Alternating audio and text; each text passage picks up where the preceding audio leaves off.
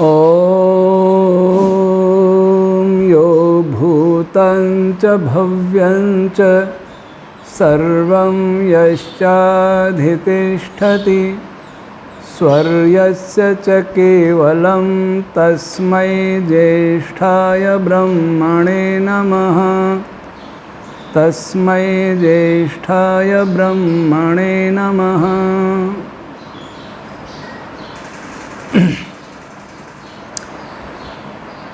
प्रिय विद्यार्थियों,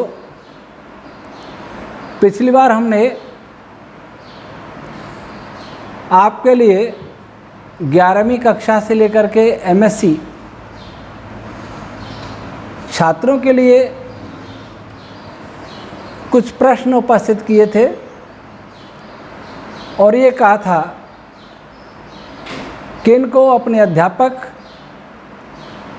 महाविद्यालय में प्राध्यापक, महाविद्यालय और विश्वविद्यालयों में या विश्व के बड़े बड़े वैज्ञानिक जिनसे भी आप किसी भी प्रकार से संपर्क कर सकते हैं, पूछें कि चार्ज क्या होता है, फोर्स क्या होता है। ये हमारे प्रश्न थे। मैं समझता हूँ उन प्रश्नों के उत्तर वर्तमान फिजिक्स में है ही नहीं। जो आजकल नए नए चैनल बनाकर वेद के विरुद्ध वीडियो बना रहे हैं, मेरे विरुद्ध भी बना रहे हैं, महर्षि दयानंद जी पर प्रहार कर रहे हैं और विज्ञान का नाम ले रहे हैं, उन चैनलों का नाम नहीं बताऊंगा। विद्यार्थियों, उन चैनलों को चुनौती दे करके पूछें कि आप जो वेद का खंडन कर रहे हो, मजाक बना रहे हो, गालियां दे रहे हो, साइंस की बात कर रहे हो, आप कितनी साइंस जानते हो तो इन प्रश्नों के उत्तर दो। क्योंकि जो बड़े वैज्ञानिक होते हैं वो बोलते नहीं हैं। प्रश्नों के उत्तर नहीं आएंगे तो कह देंगे हम नहीं जानते या फिर मौन हो जाएंगे। लेकिन थोथे चने ज़्यादा बचते हैं। अब देखा ना, चने को अगर अंदर से घुन खा जाए, ऐसे एक कटोरे में चने लीजिए, फिर देखिए कैसे बचते हैं वो। तो जिनके पास कुछ नहीं होता वो दूसरों को गाली देने में बहुत आगे रहते हैं। वो सोचते हैं कि किसी को गाली देने से मैं बड़ा हो जाऊंगा, मैं वैज्ञानिक हो जाऊंगा।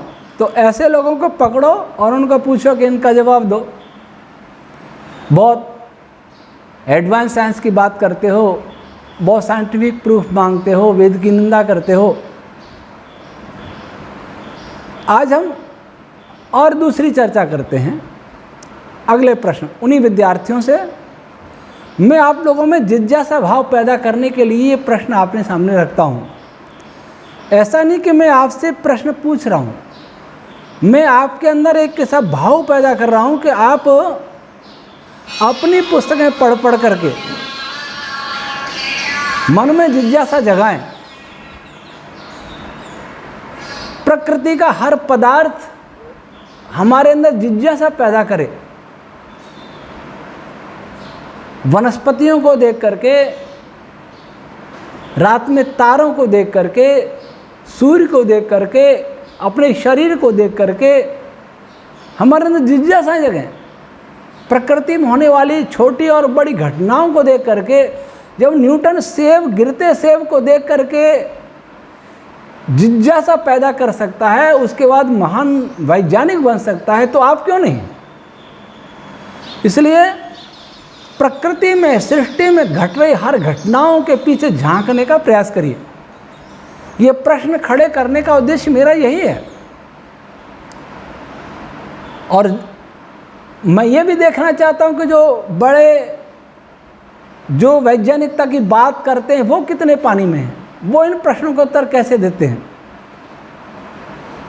वैसे मैं जानता हूं कि उनके पास कुछ नहीं है। तो आज एक दूसरी चर्चा ये है, 4 से हम आगे निकलते हैं।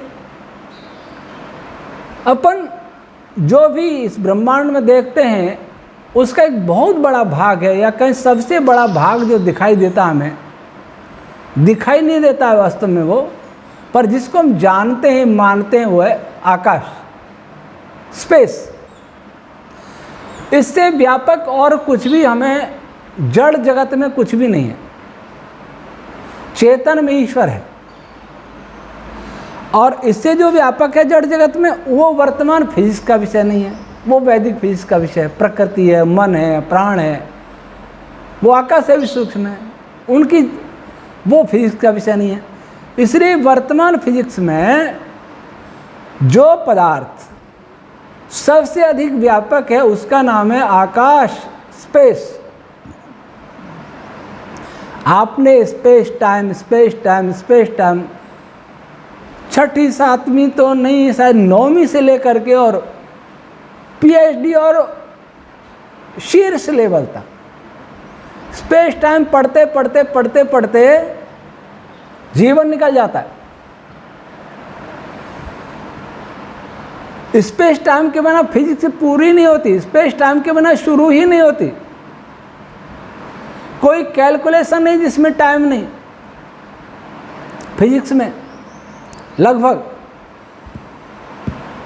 तो टाइम की तो आज बात नहीं कर रहा हूं, मैं बात कर रहा हूं कि जिसकी चर्चा फिजिक्स में हर जगह है, वह स्पेस क्या पदार्थ है। स्पेस कोई पदार्थ है क्या? स्पेस के बारे में आपने सुना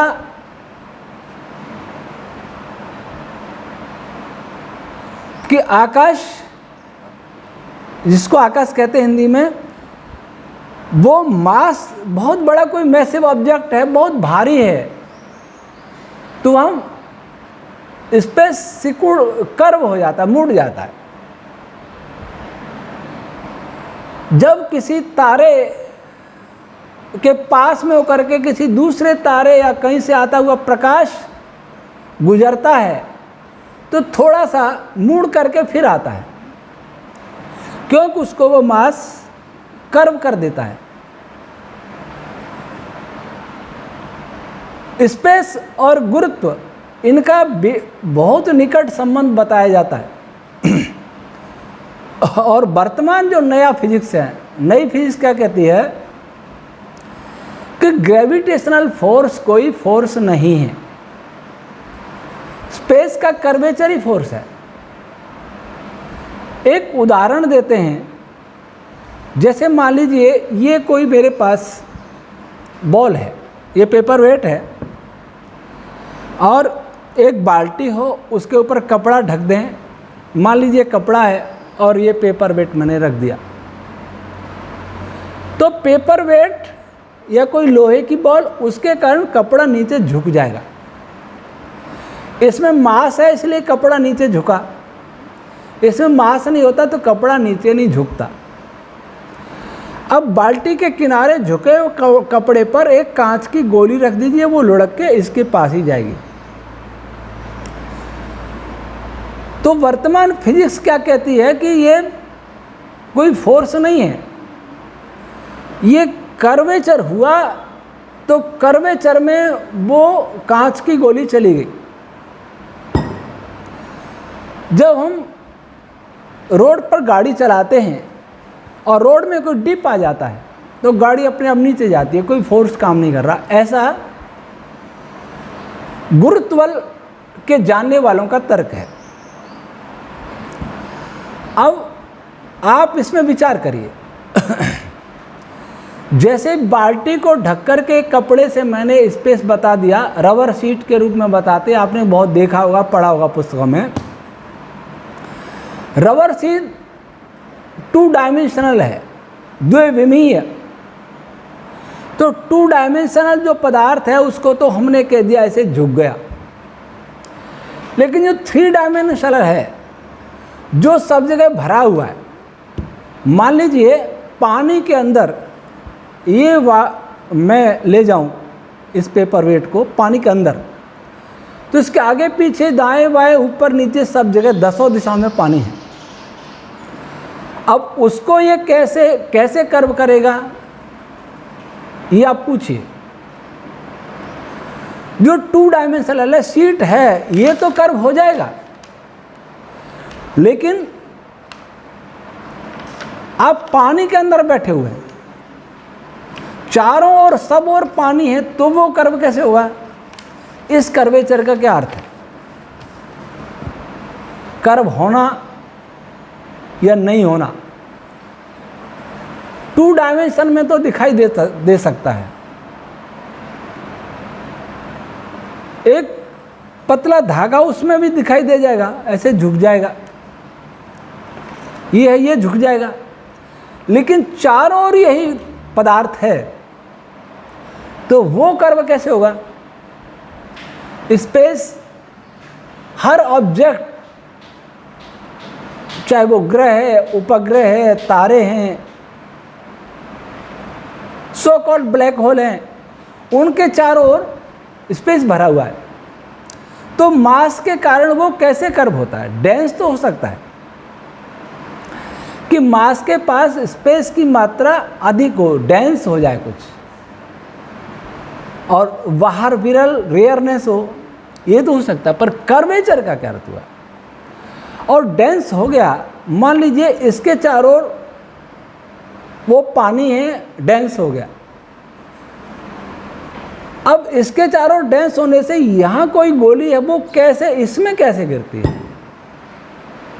दूसरी बात, पहला प्रश्न तो ये, वो कैसे गिरी, उसका रास्ता कैसे बना? ये डेंस करेगा, वो गोली भी डेंस करेगी, बीच में रेयरनेस होगी, उसका रास्ता यहाँ तक कैसे बन रहा है, ये कोई समझाए, आप पूछिए। दूसरी बात, ये कागज मॉलिक्यूल से बना है, और मॉलिक्यूल से बनी हुई ये शीट टाइप हो गया, तो ये ऐसे कर्व हो गया, ऐसे हो जाएगा, ऐसे हो जाएगा। अब स्पेस कौन सी शीट है? शीट किसी से बनी होती है, उसके अवयव्स होते हैं, उसके टुकड़े हो सकते हैं, उसके पार्ट्स हो सकते हैं। स्पेस के पार्ट्स होते हैं क्या? स्पेस के अवयव होते हैं क्या? स्पेस कभी किससे मिलकर बनाया क्या? और बनाया तो किससे मिलके? क्योंकि स्पेस के मॉलिक्यूल तो होते नहीं, स्पेस के एटम्स होते नहीं, स्पेस के कोई पार्टिकल होते नहीं, स्पेस किसी वेव से बना नहीं, तो इस जो स्पेस की शीट आपको दर्शाई जाती है, शीट बता करके मैं समझता हूँ आपको बहकाने का प्रयास किया जाता है कि शीट झुक गई। तो उनसे पूछिए, शीट किसी से तो मिलके बनी होगी, वो किससे मिलके बना स्पेस की शीट? वैसे शीट नहीं है, वो 3 डायमेंशनल है। इसके चारों ओर पानी है, वो 3 डायमेंशनल है, तो पानी के भी मॉलिक्यूल्स हैं, और वो कहीं डेंस होंगे, कहीं रेयर होंगे, ये हो जाएगा। लेकिन पानी के अंदर अगर अणु नहीं होते तो कैसे सघन होता, कैसे विरल होता? आप प्रकाश में पढ़ते हैं, प्रकाश सघन से विरल में जाए या विरल से सघन में जाए तो उसका मार्ग बदल जाता है।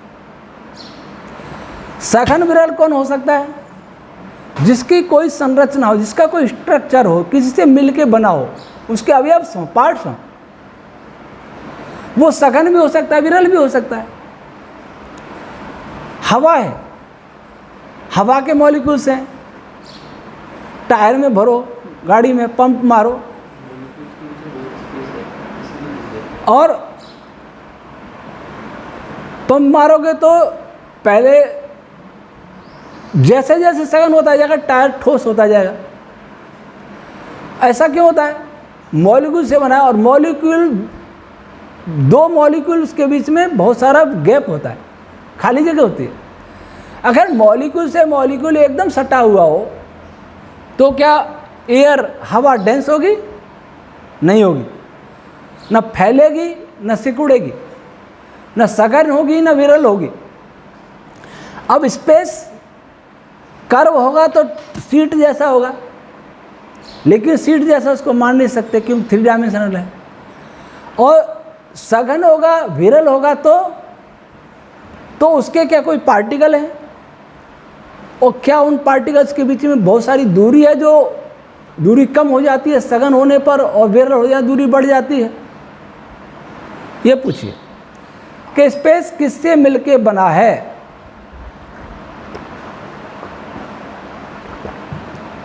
पानी की संरचना आप जानते हैं, हवा की संरचना जानते हैं, मैं कपड़ा पहनूं उसकी संरचना पता है, इसमें धागे धागे हैं। स्पेस किन धागों से बना है? दूसरी बात, दूसरा प्रश्न। अब तीसरा प्रश्न नोट करते जाना। जो लोग कहते हैं कि स्पेस ग्रेविटेशनल फोर्स कोई फोर्स नहीं है, वो स्पेस के कर्वेचर के कारण ही कोई वस्तु गिरती है या एक दूसरे को अट्रैक्ट करते हैं, उनसे पूछिए कि जैसे मैंने ये रखा इस सीट पर, ये झुक गई, इसमें ये झुकी कैसे? ऐसे ही रखा तो क्या इसने कोई फोर्स बल लगाया? क्यों झुकी है? मास कैसे झुका देता है? इसका अर्थ यह है कि मास कोई बल लगा रहा है, मैंने इसको बल से कर्व कर दिया। मेरे हाथ में बल नहीं होता तो कर्व नहीं हो सकता, मैं ऐसे पकड़े बैठा रहता, लेकिन ऐसे नहीं कर सकता था। तो पहले मास ने बल लगाया, उसके बाद स्पेस कर्व हुआ या स्पेस कर्व हुआ, उसके बाद किसी पदार्थ में गति पैदा हुई, जो अर्थात वो बल अनुभव करने लगी। इनमें कौन पहले है? अगर मास से बल पैदा हुआ तो वो बल वास्तव में बल है, जिसको गुरुत्व बल कहते हैं। स्पेस को उसने कर्व किया, बल ने, तो ग्रेविटेशनल फोर्स है, वो स्पेस के कर्वेचर पर आधारित नहीं है, निर्भर नहीं है। वो स्पेस को कर्व कर सकता है, किसी दूसरे पदार्थ को भी कर्व कर सकता है। कागज को कर्व कर दिया, इसको कर्व कर दिया, स्टील को कर्व कर देगा, ग्रेविटेशन कोई फोर्स। तो फोर्स पहले है या कर्वेचर पहले है? पहला तो हम पूछ चुके, कर्वेचर किस में? स्पेस में। तो स्पेस कर्वेचर कैसे हुआ? स्पेस का स्ट्रक्चर क्या है, क्यों कर्व होता है?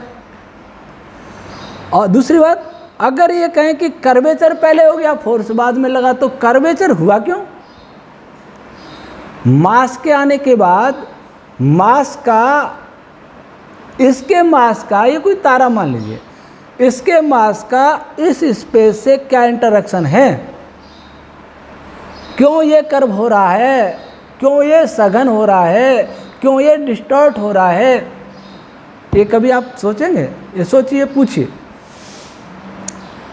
अच्छा, एक बात बताइए, एक इसमें पॉजिटिव चार्ज है और एक इसमें नेगेटिव चार्ज है, दोनों ऐसे आएंगे, मतलब चार्ज दूसरे चार्ज को अट्रैक्ट करता है या रिपल्स करता है? इंटरैक्ट करता है, ये कहेंगे।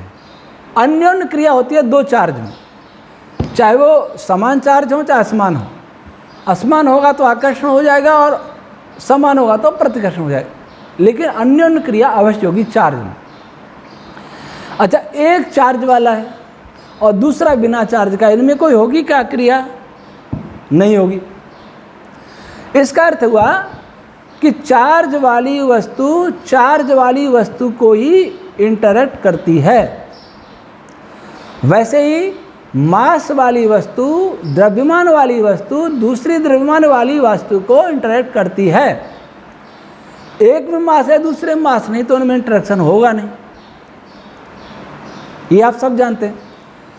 अब इसी शैली पर आइए, इसमें मास है, स्पेस में मास है। फिजिक्स कहता है कि फोटोन में भी रेस्ट मास नहीं है, तो स्पेस में तो मास का प्रश्न ही नहीं है फिजिक्स की दृष्टि से। अब पहले तो स्पेस क्या पदार्थ है ये भी कोई नहीं जानता। मास वाली वस्तुएं तो जानते हैं कि पार्टिकल से बनी है, लेकिन बिना मास वाली फोटोन को भी नहीं जानता। स्पेस तो और सूक्ष्म चीज़ है। तो इसमें मास है, तारे में मास है, वो बिना मास वाले स्पेस को क्यों इंटरेक्ट करता है। तब प्रश्न उठता है कि क्या स्पेस में मास है। अगर मास नहीं होता, मान लीजिए इसमें मास नहीं होता, तो मैं ऐसे मोड़ सकता था क्या इसको? कोई फोटोन को पकड़ के मोड़ेगा क्या? इसमें मास नहीं होता तो ये ऐसे नहीं मोड़ सकता था। मेरे हाथ तो खैर नहीं मोड़ सकते, पर कोई चीज़ हो, छोटी हो, मास नहीं है तो नहीं मोड़ेगा। तब क्या स्पेस में भी मास होता है? अगर मास नहीं होता है तो फिर स्पेस के साथ मास के इंटरेक्शन का क्या मैकेनिज्म है? और स्पेस में मास है तो भी इंटरेक्शन का क्या मैकेनिज्म है?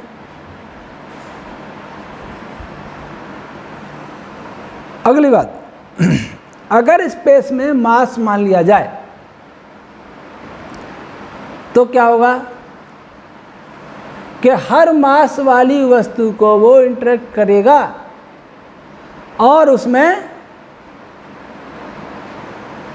विकिरण रेडिएशन का जाना निकलना ये भी कठिन होगा, उसमें भी फोर्स लगेगा। सूर्य के न्यूक्लियस में जब नाभिकीय संलयन की क्रिया होती है, क्या बनता है? Gamma rays. और सूर्य के न्यूक्लियस से बाहर सूर्य की त्रिज्या है, कुल मिला के रेडियस है लगभग 6.25 लाख किलोमीटर। 6.25 लाख में से लगभग 1.5 लाख किलोमीटर उसके सूर्य के जो नाभिक है, न्यूक्लियस है, उसका रेडियस है।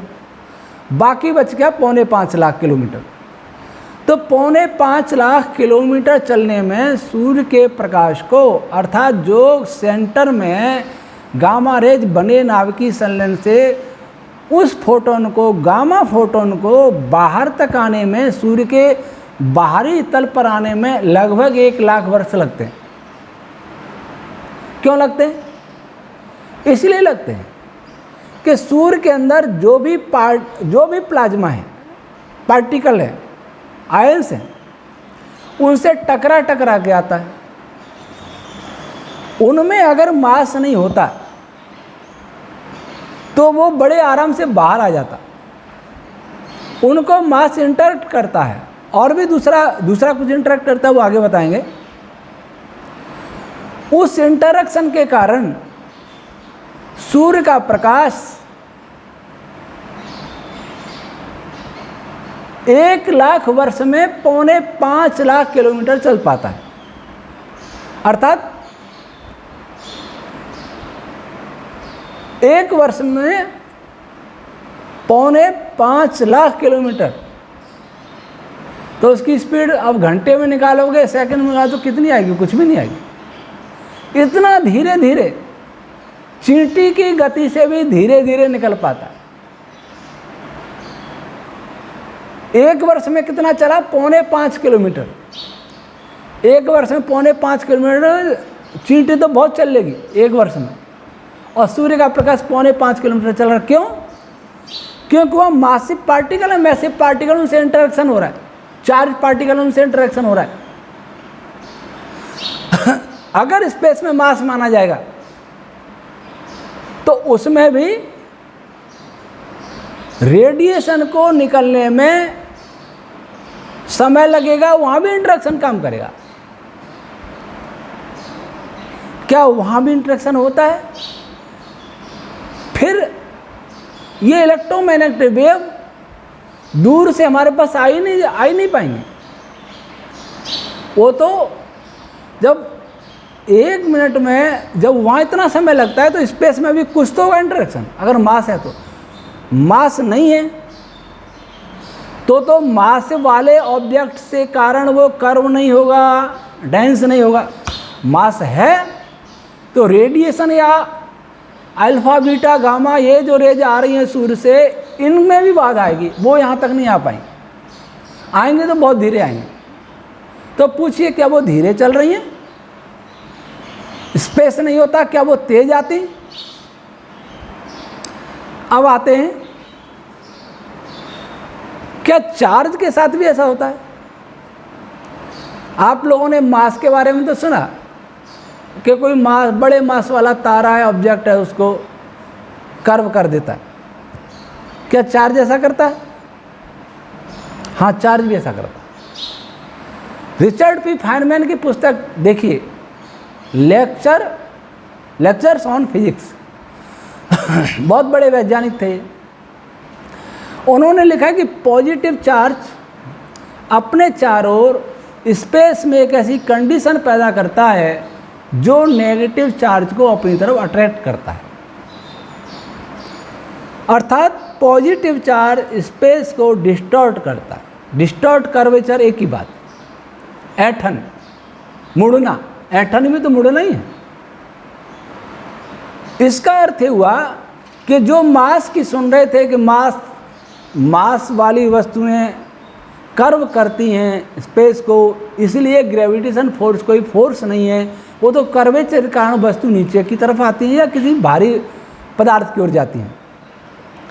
लेकिन फाइनमैन तो कह रहे हैं कि चार्ज भी डिस्टॉर्ट करता है स्पेस को। तो मैं ये कह दूं कि इसका मतलब हुआ इलेक्ट्रोमैग्नेटिक फोर्स कोई फोर्स नहीं है। ये जो पॉजिटिव चार्ज ने स्पेस को डिस्टॉर्ट किया है, और डिस्टॉर्ट किया तो दूसरा नेगेटिव चार्ज पास रखा हुआ अपने आप आएगा। जैसे कोई दरी पे एक बालक बैठा है और आप दरी को, इस पर कोई बैठा है, ये देखिए ये है, और ऐसे इसको डिस्टॉर्ट करते जाएं, ये करते जाएं, ये अपने आप आ गया। जब चार्ज ऐसे ही करता है तो मैं कहती हूँ कि इलेक्ट्रोमैग्नेटिक फोर्स भी कोई फोर्स नहीं है। पॉजिटिव चार्ज ने स्पेस को यूँ पकड़ के डिस्टर्ब करना शुरू किया और उस स्पेस पे नेगेटिव चार्ज भी रखा था, उसको खींच लिया। फोर्स कहाँ है? तो आप क्या कहेंगे? तो ये पूछिए कि ग्रेविटेशन फोर्स जो जनरल रिलेटिविटी कहती है, कर्वेचर वाली बात, क्या वो इलेक्ट्रोमैग्नेटिक फोर्स में नहीं होती क्या?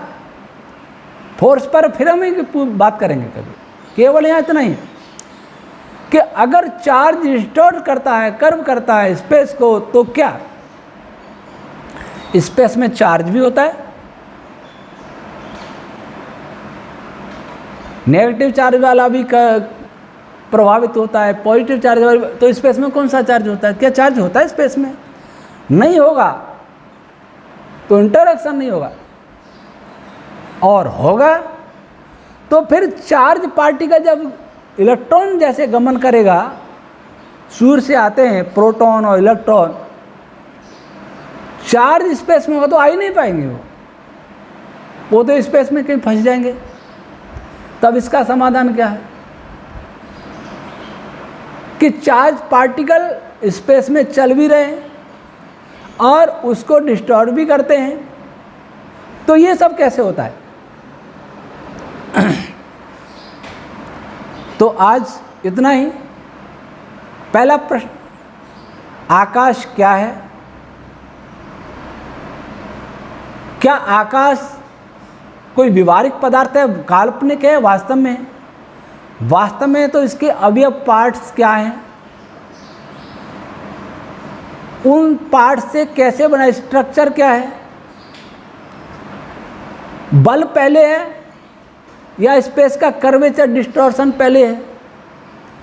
बल पहले है तो कैसे, और कर्वेचर होगा पहले तो वो कैसे, वो क्यों होगा कर्वेचर? मास वाले पदार्थ क्या करते हैं कि स्पेस को अपनी तरफ कर्व करते हैं? चार्ज वाले पदार्थ में से क्या निकलता है कोई स्पेस को डिस्टॉर्ट करता है? और स्पेस में मास है तो मासिक पदार्थों को प्रभावित करेगा, उसमें से गमन नहीं कर पाएंगे आराम से, घर्षण फ्रिक्शन फोर्स पैदा हो जाएगा। अगर मास नहीं है स्पेस में तो फिर वो मास के कारण कर्व क्यों होगा, उनमें आपस में इंटरेक्शन क्यों होगा। अगर स्पेस में चार्ज नहीं है तो चार्ज पार्टिकल से वो डिस्टॉर्ट कैसे होगा, उसके साथ इंटरेक्शन कैसे करेगा, जैसा फाइनमैन कहते हैं। और चार्ज है तो चार्ज पार्टिकल उसमें गमन कैसे करेंगे, पॉजिटिव वाला भी फंसेगा, नेगेटिव चार्ज वाला भी फंसेगा। पहले तो चार्ज है तो कौन सा चार्ज है। इसलिए मैं स्पष्ट कह रहा हूं कि वर्तमान में दुनिया में किसी को भी ये जानकारी नहीं है कि स्पेस वास्तव में क्या है, न ये जानकारी है कि चार्ज वास्तव में क्या है, न ये जानकारी है कि मास वास्तव में क्या है, और इन तीनों का आपस में संबंध क्या है।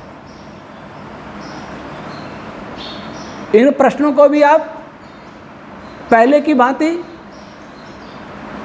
अपने जिनको आप समझते हैं वैज्ञानिक, उनको पूछिए, बड़े बड़ों को पूछिए, नेट पर सब कुछ खोजिए और उनको पूछिए। जो वेद को या हमको गाली देने में ही अपने को बड़ा मान रहे, उनको पूछिए कि बताइए आप कितना जानते हैं। कुछ लोग ऐसे होते हैं कि नहीं तो जानते हैं और नहीं मानते हैं, इसको कभी बाद में बताएंगे। तो आज इतना ही। बहुत ऐसा प्रश्न है जो जीवन से जुड़ा हुआ है। आकाश से हम परिचित हैं, लेकिन फिर भी आकाश से सब अपरिचित हैं। आकाश में रहते हैं, जमीन पर रहते हैं, फिर भी आकाश में बैठे हैं। आकाश की चर्चा करते हैं, लेकिन आकाश को जानते नहीं। शरीर मांस से बना है, लेकिन मांस को जानते नहीं। शरीर चार्ज से बना है, लेकिन चार्ज को हम जानते नहीं। और ये बता दूं, इन सब प्रश्नों के उत्तर हमारी वैदिक फिजिक्स में है, जो इन सब का बहुत सुंदर समाधान कर सकते हैं। और हम जनरल रिलेटिविटी बहुत प्रसिद्ध है अल्बर्ट आइंस्टीन की, उसका हम विरोध नहीं करते। उसको अच्छी प्रकार से उसकी हम व्याख्या कर सकते हैं, जो बड़े बड़े फिजिसिस्ट नहीं कर सकते। न नासा वाले कर पाएंगे, न कोई सर्न वाले कर पाएंगे, न दूसरे कोई कर पाएंगे। उस रिलेटिविटी को जो वैज्ञानिक, यही तो प्रश्न हमने पूछे थे जब नोबेल पुरस्कार मिला था 2017 में फिजिक्स का। तो हमने शायद 3 अक्टूबर 2017 को हमने 9 प्रश्न भेजे थे नोबेल फाउंडेशन के चेयरमैन को, और हमने लिखा था कि ऑब्जर्वेशन फिजिक्स आपके ठीक हैं, आपके मतलब जिन्होंने लाइगो ने जो परीक्षण किया था, ऑब्जर्वेशन किया था, लेकिन उसका जो निष्कर्ष है उस पर हमें 9 प्रश्न हैं। तीनों नोबेल पुरस्कार विजेताओं जिनको देने की घोषणा की थी, उनको भी हमने वो पत्र की कॉपी भेजी, नासा को भेजी, सर्न को भेजी, दुनिया के 27 देशों के टॉप 40 यूनिवर्सिटीज़ के फिजिक्स डिपार्टमेंट को भेजी। नोबेल पुरस्कार विजेता किप थॉर्न साहब, उनका मैं धन्यवाद करूंगा। उन्होंने सरलता से स्वीकार किया कि मैं आपके प्रश्नों से अभिभूत हूँ, लेकिन दुर्भाग्य से 2018 तक मैं इनमें से किसी प्रश्न का उत्तर देने में समर्थ नहीं हूँ। ये होता है बड़प्पन। जो मुझ पर नहीं आता है मैं उसे सरलता से स्वीकार कर लूँ, लेकिन थोथे चैनल स्वीकार नहीं करते। जो चैनल बनाने वाले, चैनल पर बोलने वाले स्वीकार नहीं करेंगे। ये स्वीकार कर लें तो बहुत बड़ा काम। इसलिए मैं इन गुमराह युवकों को कह रहा हूँ, क्या पाइए, अगर आपके अंदर वैज्ञानिक सोच है तो हमारे साथ आने से आपकी सोच परिष्कृत होगी, निखरेगी, बढ़ेगी और आप अच्छे वैज्ञानिक बन सकेंगे। 2018 तक की उन्होंने बात की थी, 18 बीत गई, 19 की जनवरी में फिर हमने भेज दिया एक ईमेल कि अब तो दे दीजिए। और हमने ये भी कह दिया कि यदि फिजिक्स के पास इनके उत्तर नहीं है तो हम वैदिक फिजिक्स के आधार पर इनके उत्तर देने के लिए तैयार हैं। अगर आप चाहें तो फिर उन्होंने कोई उत्तर दिया नहीं और कोई उत्तर नहीं देगा तो हम भी यूँ क्यों बताएंगे कि इनका ये उत्तर ये है। इसलिए अब इन प्रश्नों को लेकर के विद्यार्थियों आप सक्रिय हो जाइए, किताबें पढ़िए, कुछ भी करिए, इनको खोजिए और नोट करके रखना। फिर कभी अवसर आएगा उचित मंच पर हम इनके उत्तर देंगे। इसके बाद आप सबको गुरु पूर्णिमा पर्व की आप सभी हमारे वैदिक फिजिक्स परिवार, वैदिक स्वास्थ्य न्यास परिवार को हार्दिक मंगल कामनाएं। ओम शम।